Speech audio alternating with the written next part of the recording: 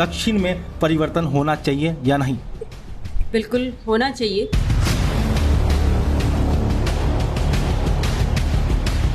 Ma'am, जो वर्तमान विधायक है उनका चारों तरफा से विरोध प्रदर्शन चल रहा है, इस बारे में आपका क्या विचार है, क्या राय है? विरोध है तो कहीं ना कहीं कारण होगा।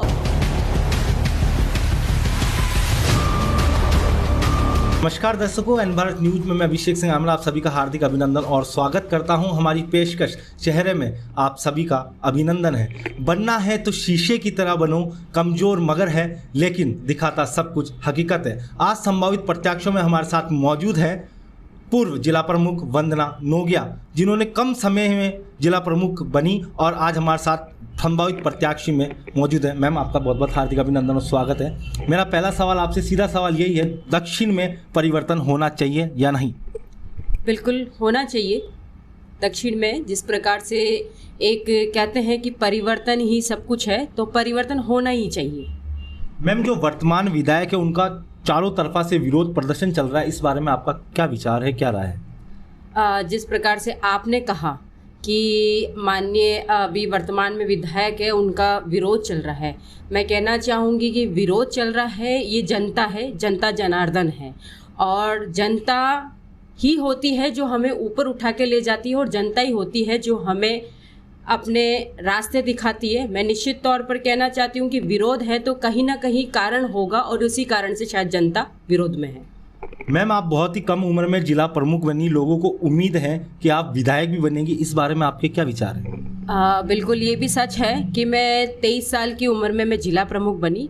ये मेरे लिए सौभाग्य की बात है कि आज भारतीय जनता पार्टी की एक सरकार और भारतीय जनता पार्टी ही एक ऐसी पार्टी है जो कम उम्र में और स्पेशली महिला और एससी वर्ग की महिलाओं को जिस प्रकार से आगे लेके आए और आज उसी के तहत मैं संगठन ने मुझे जिला प्रमुख बनाया और जिला प्रमुख रहते हुए मुझे बाद में प्रदेश मंत्री का दायित्व दिया। और अब आप कह रहे हैं कि आप विधायक के लिए आप अपनी तैयारी करें, तो निश्चित तौर पर हर इंसान, ये लोकतंत्र का अधिकार है, निश्चित तौर पर इस लोकतंत्र में सभी को टिकट मांगने का अधिकार है और मैं कहना चाहूँगी कि मैं दक्षिण विधानसभा से तैयारी कर रही हूँ और टिकट में मैं मांग कर रही हूँ। मैम, लगातार जैसे देखा जा रहा है, चाहे सुभाष नगर चुंगी का फाटक हो, डेयरी फाटक हो या गुलाबबाड़ी फाटक हो, इनका कई सालों से काम शुरू हो रहा है, लोगों ने उद्घाटन भी कर दिए लेकिन अभी तक कार्य पूरा नहीं हुआ। इसमें आप किसको जिम्मेदार मानते हैं? इसमें मेरा ये कहना है कि सुभाष नगर फाटक हो या कोई सी भी चुंगी फाटक हो, इस फाटक में काम नहीं हो पा रहा, तो मैं ये मानती हूँ कि कहीं ना कहीं प्रशासन भी जिम्मेदार है। कहीं कहीं ऐसा लगता है कि जिस प्रकार से हमारी कमेटी बनी है वो कमेटी भी एक तरीके से जिम्मेदार है, क्योंकि प्रशासन और कमेटी का एक सबसे बड़ा एक मैनेजमेंट होगा। अगर वो मैनेजमेंट सही तरीके से नहीं होता है तो ये काम में रुकावट देता है। दक्षिण विधानसभा में कई वार्ड ऐसे हैं कि बरसात के समय जलमग्न हो जाते हैं। यदि आप विधायक बनती हैं तो इसका निवारण आप किस प्रकार से करेंगे? बिल्कुल, मैंने अभी बारिश का मौसम है और बारिश के मौसम में मैंने दक्षिण विधानसभा के कई क्षेत्रों में दौरा भी किया था।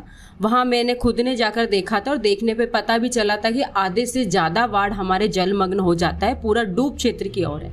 अगर मैं विधायक बनती हूँ, मुझे टिकट देती है भाजपा, तो निश्चित तौर पर मेरा एक कहना है कि इसका एक मैनेजमेंट होना चाहिए। लंबे समय से हम लोग ये कहते आए कि दक्षिण विधानसभा डूब क्षेत्र है, परंतु मैं कहना चाहती हूँ कि एक डूब क्षेत्र है तो क्या जनता यहाँ रहने के अधिकार में नहीं है?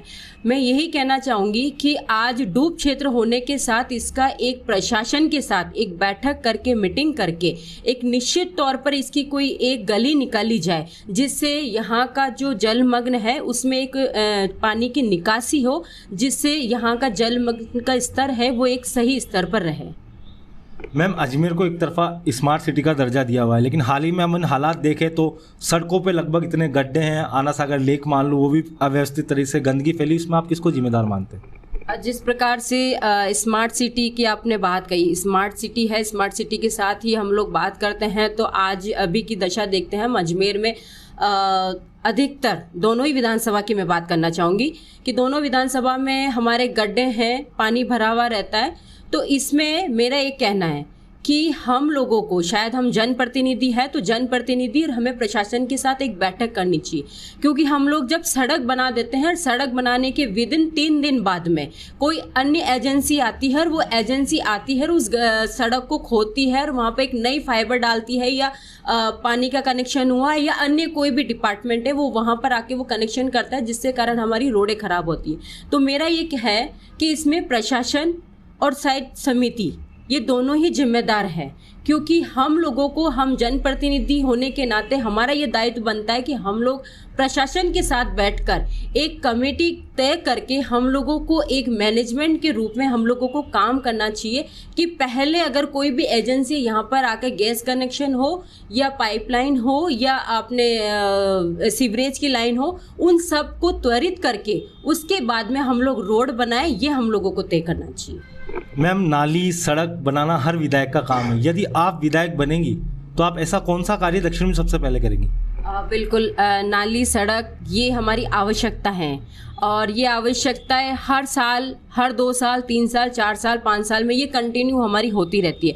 निश्चित तौर पर अगर मुझे सौभाग्य मिलता है तो मैं ये कहना चाहूँगी कि मैंने अधिकतर यहाँ के विद्यालय देखे हैं।